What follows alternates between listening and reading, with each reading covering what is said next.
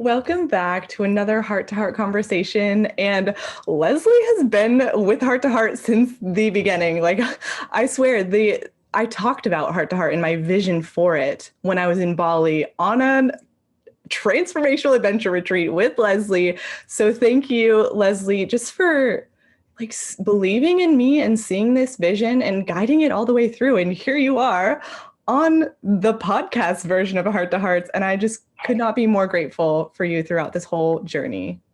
Oh my goodness, Marissa. I am like, this is surreal. This is truly, truly surreal being here. And as you just said, absolutely. I believe I was one of the first ears and hearts to receive this vision of heart to heart conversations. Is it going to be a Facebook Live show? Is it going to be a business? Is it going to be a podcast? And here we are with all of the above and only growing. And it is such an honor to at one point have been your guide in Bali, to at one point have been your coach on your transformational awakening, and to now be here face to face with you to dive into yet another heart to heart conversation. I know I'm trying to think what our first one was around. I forget the topic, but here we are today talking about a very, very important and necessary heart to heart conversation. I mean, that's what we're all about, bringing to light those things that, we all want to talk about it, maybe one-on-one or behind closed doors, but it's bringing it out into the open and healing from heartbreak. We don't always talk about that, maybe with our girlfriends. And so first off, thank you. I honor you for opening your heart in this way. And yeah, I want to give you a big hug. And I know it's not easy. Healing is not a linear path, right? And so wherever you're at today, just thank you for showing up. Thank you. Thank you. And for all the women listening, allow this to be your permission. My heart's racing. My palms are sweating. My stomach's in knots. I almost feel like I could either puke or something else. I'm not sure. But either way, I'm here. I'm here and I'm so ready to share what's real. I'm so ready to share my own experience and to just be here with each and every one of you, because I think us women, if we can share one thing in common, almost everyone, we've experienced heartbreak. Yeah. Yeah. And I mean, it takes so many different forms, and I think we each experience it differently, but at the same time, it bonds us because we know how that feels. And there is no right or wrong way to go through it. But as we're sharing today, I mean, we're peeling back the curtain, or pushing back the curtain into a little bit of your journey in your life and what it's been like for you, this path of going through heartbreak and healing from it step by step, day by day, moment by moment. And what I wanted to add in, just a fun fact, I just find it so interesting. Some of you know, or those that don't know, I am a world traveler. And as I've traveled around the world and experienced so many different cultures and languages, I find it so fascinating that the English language specifically is one of the only languages that only has one word for all forms and expression of love. Boyfriend, girlfriend, mom, dad, husband, wife, romantic, intimate, friendship. It's all just love. So you can see already how confusing and scary that can be, because I don't want to use this word for my friend the same that I'm going to use it for my partner sexually or intimately or romantically. But yet that's what we're working with in the American language. So Whereas true. other languages, they have different forms of love for the various levels and layers and expressions that love really is. And so whether you have been in an actual romantic heartbreak, or maybe you've lost a parent, maybe you've lost a family member, maybe something extremely tragic has happened in your life, heartbreak. heartbreak a time where it feels your heart's breaking. And what I've discovered so far is really this is my heart opening. Mm, I love that you brought it there because, yes, I totally agree. I went through a breakup actually in March, end of March. And at the time, it felt like my world was crashing down. And I Mm-hmm. look back and it's like, I needed that to crack my heart wide open. And the amount of compassion and empathy that I have for people has grown. And no, I don't Mm-hmm. wish heartbreak on anyone, but I also know that it's part of my path. Yes, absolutely. Hmm. So, Leslie, I don't know how much detail you want to share. And if we want to focus on heartbreak in terms of romantic relationship, or even go further back into your your childhood, Mm-hmm. Mm-hmm. I mean, start where you feel is most comfortable, and we'll go from there. Hmm. As soon as you said that, what came through to me is actually the word death. And what I find so fascinating is the one thing that we literally fight, the one constant, the one inevitable fact that we spend a lot of money, a lot of energy preventing, prolonging, avoiding is death. And it's so funny to me how, as human beings, we want certainty. We want certainty so badly. We don't want uncertainty. 2020 was a grand performance of that one. We want to know what's happening next. We want to feel safe and we want to feel secure. Yet, the only thing that's certain in this life, we don't even want to talk about it. I feel heartbreak is so similar. Mm. From the moment we're born, we enter this world really being set up to have our hearts broken.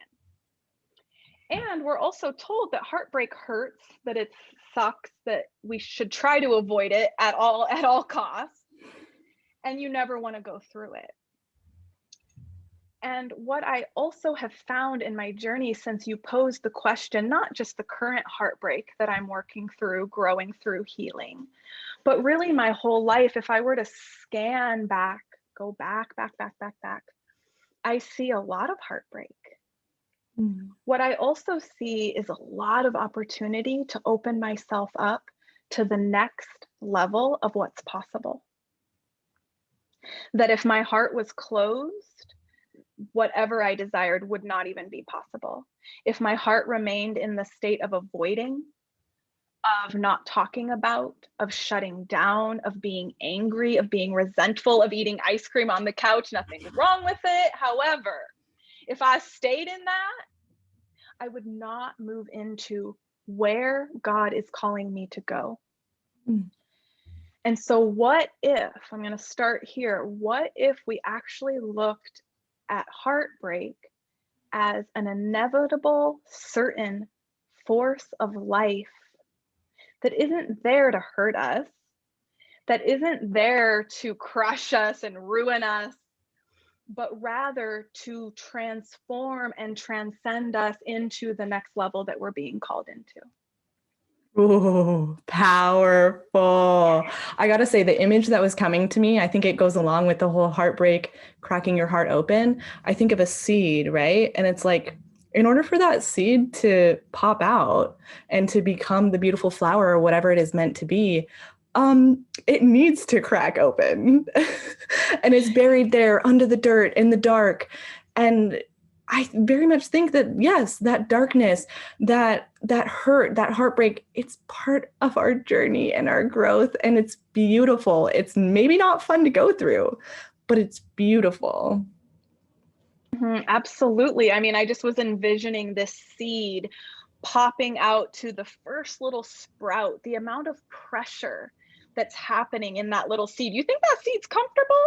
You think a butterfly coming out of its cocoon is comfortable? I don't think so. It looks like it's like a bursting open, a lot of pressure. Even diamonds are made only from extreme levels of pressure. And so as I look back on my own life, Marissa, even from being conceived, I see heartbreak, to being given up for adoption, I see heartbreak, to losing grandparents, to losing both of my parents, I see heartbreak, to high school love, heartbreak, to learning, discovering things about life that I didn't like, heartbreak. I know and I see now how many different varying levels of heartbreak there is. And ultimately, what I see underneath it all is a fear of pain, Mm. a fear to be hurt. And actually, what I would think that Brene Brown, for those of you that are Brene Brown fans, what I feel that she would interject here is they're scared to be seen. They're scared to be vulnerable. They're scared to be seen as their most authentic self. Because I don't know about you, but when I'm in the peak, when I'm in the prime of heartbreak, snot running down my nose, like my face is bright red and I'm like hyperventilating, that is the most vulnerable space that I can be in. Mm. Which, think of a little baby being vulnerable. It feels like they're at risk to whatever the elements around them are. It feels like they don't have control. They're at the suspense of whatever or whoever is around them. That's why we don't like being vulnerable, because we don't feel in control. Mm. And in those moments of heartbreak, we aren't in control. I now can see it as this is God's way of actually forcing me out of control. Because when I found myself, even this year alone, in a heartbreak that has rocked my entire world, what I really see is I was given an opportunity to deepen. I was given an opportunity to expand. I was given an opportunity to come face to face with what I had been avoiding, Mm. which was ultimately me, or more specifically, my pain. Mm. Like I said, we spend a lot of our time, for some of us, most of our life, avoiding, getting rid of, shoving down pain. And I don't know exactly where this interview is going to go, but I have a feeling that it's going to end somewhere soon with me sharing how I myself, and how even you listening, can begin to turn this pain into your passion, which ultimately is your purpose. Yes, you knew I was going to go there. I was like, I yeah, knew that it. I pain. was like, So, how did you deal with that pain and transform it ultimately?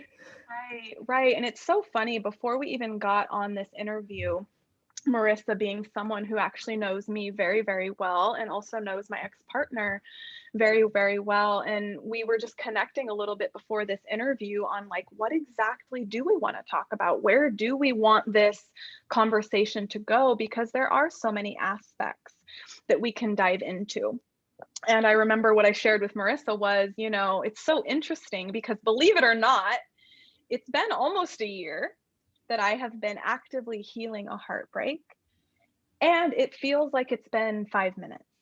The reason why it feels it's been 5 minutes is because time is made up and just funny, but also because there's been so many different chapters, turning of pages, layers, and levels.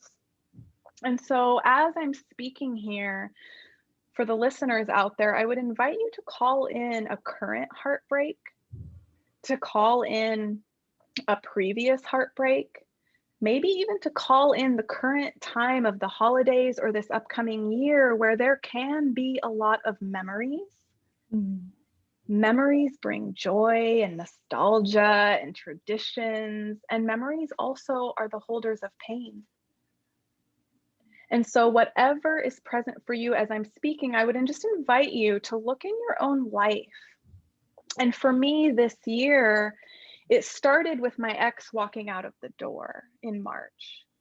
Well, actually it started with him staying at an Airbnb locally, and let's start there. And then it literally has progressed week after week to we're now separating, to now we're going to still get back together, but we're taking time, to now we're living apart and we're complete, but we're still going to remain business partners, to, and I could keep going, but you see where I'm going. But ultimately, what I see for myself and what I see for so many women, and Marissa, you already said it, is this healing path. We want it to be linear so bad. Hmm. And we're not wrong for that. We live in a society that's all about A to B to C done, A to B to C done, A to Z. Yeah. Check it off the list. Yeah, like how literally give me the how to heal heartbreak. I'll take step 1. I'll definitely do step 2, step 3, and then I'll be complete. And I'm raising my hand here for those of you that can't visually see me, but I myself spent years doing that over the loss of my parents, healing that heartbreak. I literally searched the world, y'all, like not exaggerating. I literally traveled the world. I went to monasteries. I went to ashrams. I went to temples. I went to healers. I went to coaches. I read books, all of Brene Brown's books. Come on. I literally thought I could find a how to step by step or practice or process that would be the answer I was looking for to heal this pain that wouldn't go away. I'm about to give you my discovery, y'all. And you know, this might save you a few $1,000s in traveling. I still suggest you go get your booty out and travel, because the experience will change your world, change your life, change your view, change everything. However, what I found was, number 1, healing is not linear. In fact, healing is the journey. I'm not even going to say it's part of the journey. Healing is the journey. Awakening is healing. Transforming is healing. Doing it differently is healing. And what I found is absolutely I can receive assistance, support, guidance from friends, from coaches, from mentors, from healers. But every single answer I was ever looking for in my healing, the point A, the point B, the point C, and even the Z, which, by the way, just is a continuation of like these zeros, it all came back to me. And every single day this year, even this year with healing a heartbreak, a romantic heartbreak, a business heartbreak, a vision heartbreak, it has always come back to me. The parts of me that I don't love, the parts of me I don't accept, the parts of me I've been trying to trade out, get accepted, the parts of me that I was avoiding, the parts of me that are sad, the parts of me that are tired. All parts of me got to be faced this year. Oh my gosh. And my heart just goes out to you and so many other folks who during this time, if you went through a heartbreak or some loss or were grieving, I feel like it was almost like accelerated. On steroids? Yes, it was like so potent and powerful. You couldn't do those normal things that you would normally do, like go out to eat with friends or do these things that maybe would help you numb out and escape those feelings. You literally have to sit in the corner and feel it all. Yes. And in fact, Marissa, I'll just bounce off what you just shared, because I'll paint a visual for you. And I'm only painting this visual because I would just imagine in some way, shape, or form, maybe no pandemic, but in some way, shape, or form, one of the women listening has found themselves in a very similar situation. And regardless of what happened, what he did, she did, I did, they did, the fact was I was finding myself the same week that all orders went in place to huddle up with your immediate families, don't go outside, don't go anywhere, go to the people that you are closest with and stay with them. And that same week, my closest person, my only closest person in a new city that I had moved to, was walking out the door and leaving the state. And so not only did I find myself newly single or broken up, or really confused, but I also found myself alone. And I found myself alone during a pandemic, which generated and created a lot of fear for everyone, especially in the beginning. Mm-hmm. And so I had a couple options. I felt like I had two options though. And let me know, y'all, if you've been in this position where it's like, I really feel, even then, I didn't like it, but even then, I felt God is doing for me what I can't do for myself. Mm. God is doing for me what I am not strong enough to do. I'm too scared. It hurts too much. I'm too attached. And so what I see was I had two options.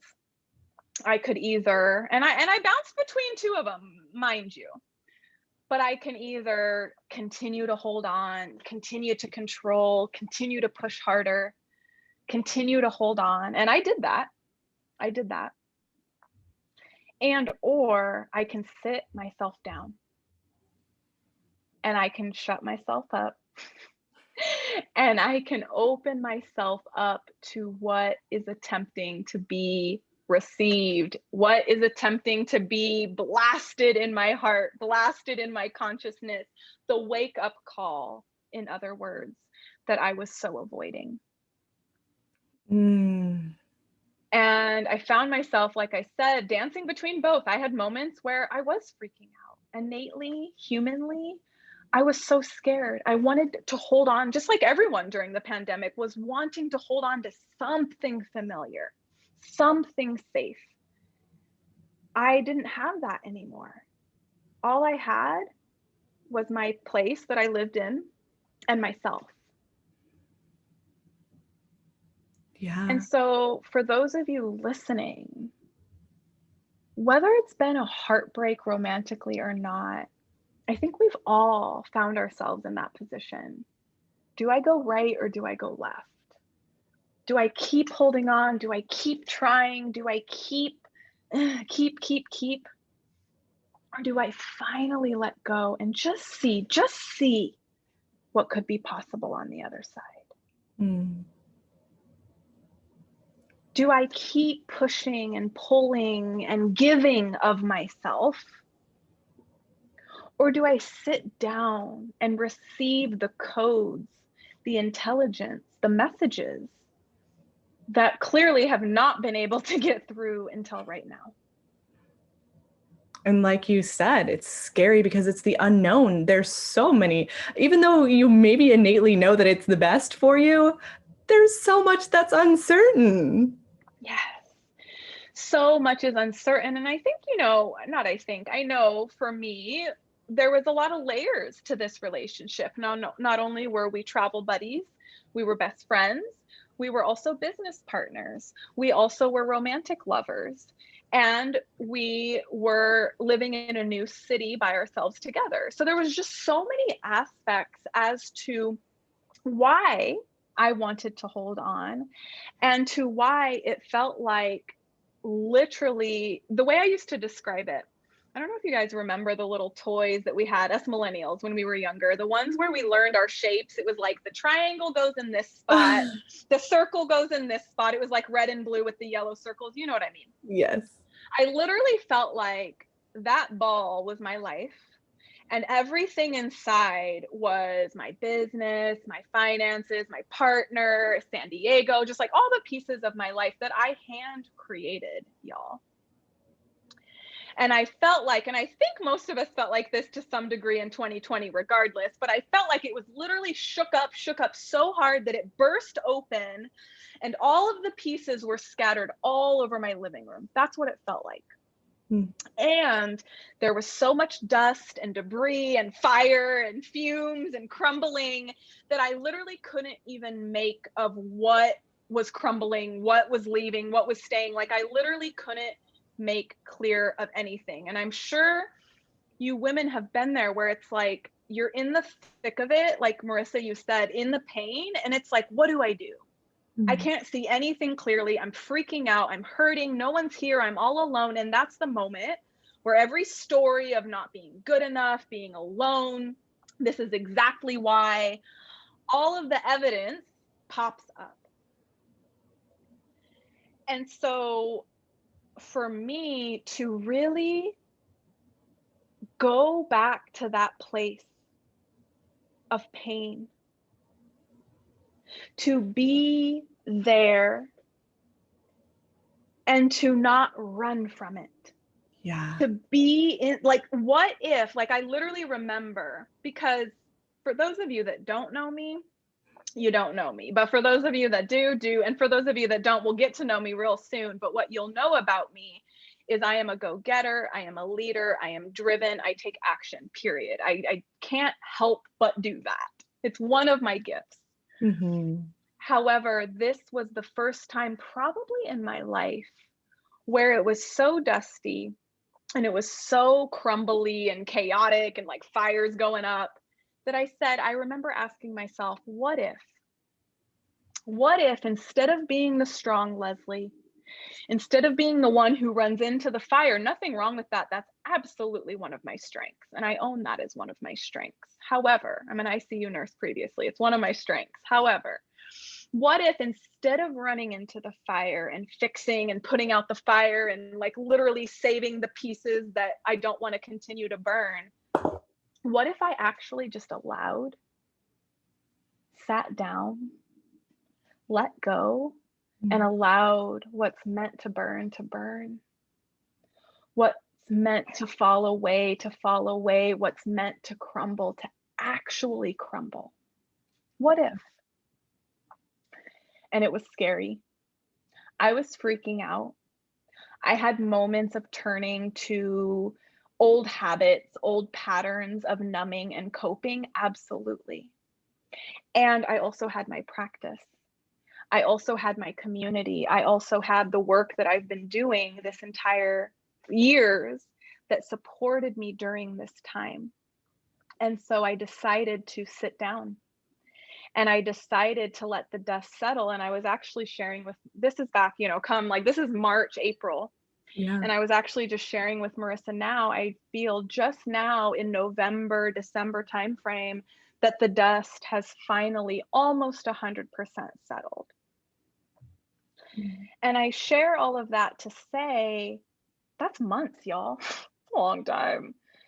And of course, I had moments where I was frustrated and I wanted it to be healed and I wanted it to be over and I wanted the answers. I literally wanted to know, am I keeping the star or is the star burning? Am I keeping the circle and the triangle or is the circle burning too? Like, I want to know, what am I left with so that I can start healing? Once again, I was finding myself in that I got to do something. I got to know what I'm working with so I can heal it. I got to know what I'm working with so I can fix it. And so this was the first time where I just didn't do anything. I just didn't do anything. And a few things happened in this space. For one, all of the answers of what I needed to do next flooded in. They just do. I'm not going to spend time explaining how energetically or scientifically. I could if you wanted me to, but just trust, they do. And I allowed the space, months, weeks, to be there. What I saw was when I was resisting my healing, I was resisting myself. When I'm resisting myself, I'm resisting life. When I'm resisting life, suffering, pain, disappointment, heartache. We're here in this conversation because we want to heal heartache. We want to know how, right? Okay, what's the first step, Leslie? Yeah, come on. Give it to us. Sit down. Sit down. And whatever piece, literally, close your eyes. That's what I would have you do. And I would have you just simply start tuning into, and some of this might be Chinese, different language, Vietnamese, Cajun language, like this might be a completely different language to you right now. But tuning in means to tune inward. Just start feeling into your body, feeling into your heart, feeling into the discomfort in the gut, feeling into the dullness in the womb, and allowing these sensations, allowing this body of yours, this intelligence, to be your messenger. And notice where you do feel resistance. And maybe you're like, I don't know what resistance feels like. That's resistance right there, girlfriend. You in resistance. It's nothing to be made wrong. It's nothing to be like you're a good girl today and now you're a bad girl because you're in resistance. But rather, you were just revealed your next step. Martin Luther King Jr. said it best. Literally, we want to see this big staircase, but the next step of the staircase is only revealed by taking the next step. Yeah. And here I am, Marissa, being able to have this conversation with you, feeling pretty darn good, feeling pretty in my power. But it wasn't because I ran up the staircase. Trust me, I would be so depleted and I would not be able to be here. It wasn't because I never took the first step. I wouldn't be here at all. It was because I leaned into what I resisted most. I leaned in to what I was most avoiding. And I took the first step. Let that sink in. Oh my goodness. So much wisdom. Yeah. I hear just so much in that of really going into what's uncomfortable. It is not easy. Healing, I think, especially when you speak to the fact that for the first time in your life, you just allowed and that you did slow down intentionally. And there was that temptation to go, and to push through because you are strong. And like you said, it's a strength of yours. And exactly. It's what you've done and what you know. But to really lean into what was uncomfortable in that time, which was to slow down, to surrender, to be still.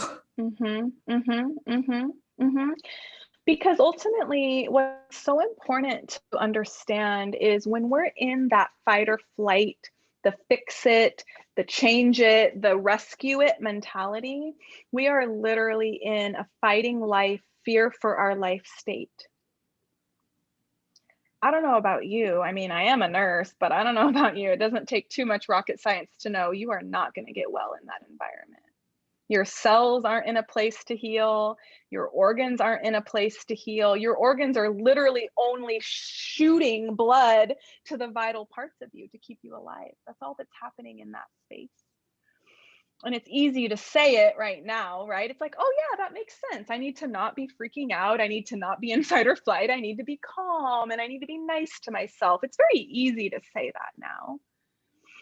But to understand, it always has been so helpful for me to understand even what's happening on more of a physical level or even an energetic level, to whenever we experience that loss, that it feels like something was just ripped away, something was lost. There is now a wound. It is natural. That's why it's so silly that we make ourselves so wrong. It is literally expected to have an energetic, chemically induced shift. Something externally happened that was harmful, that was a threat. We forget that we are a human species on this planet. Like, we're a species.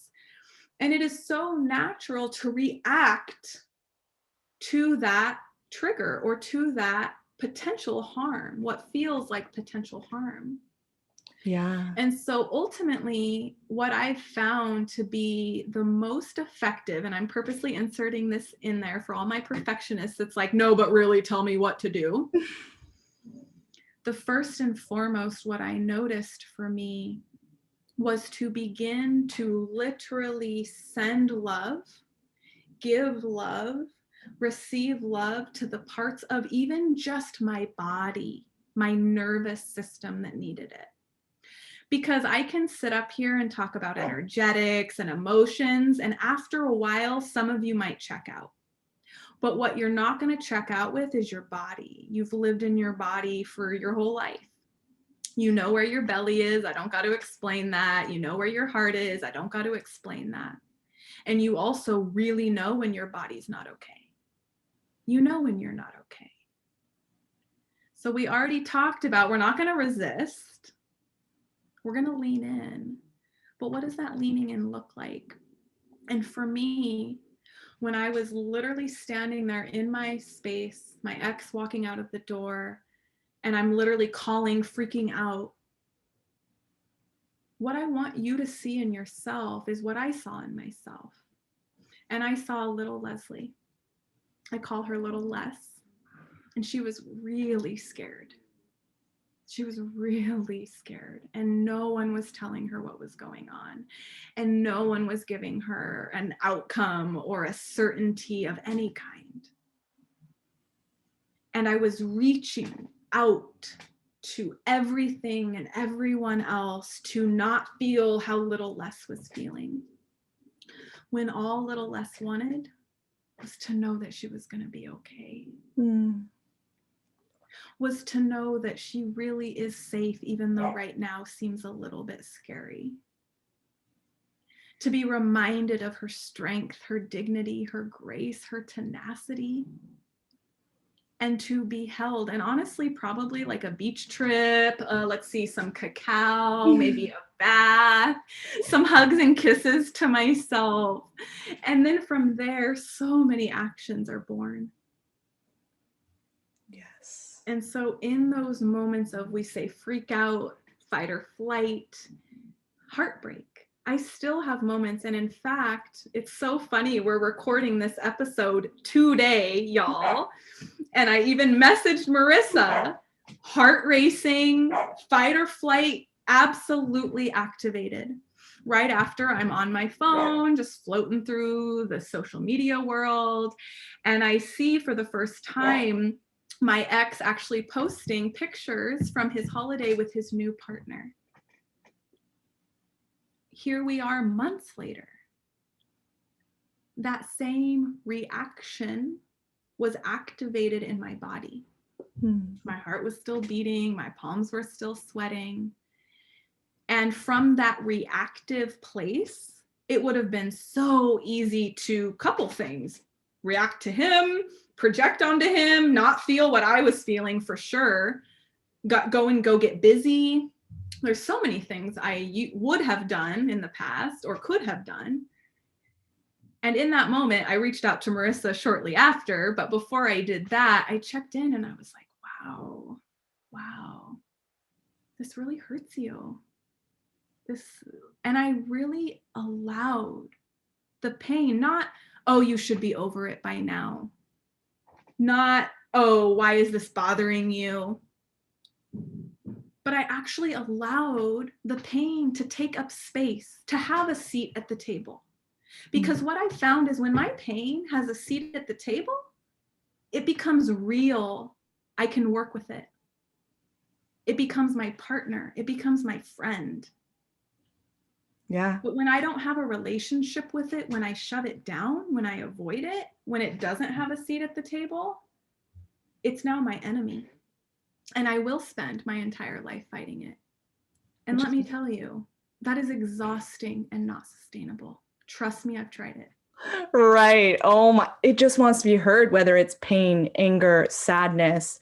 It just wants a voice. It's like that little Les, it's that inner child, that little Les who's like, hey, tugging at the coat pocket or whatever, like, hey, I'm over here. I want attention.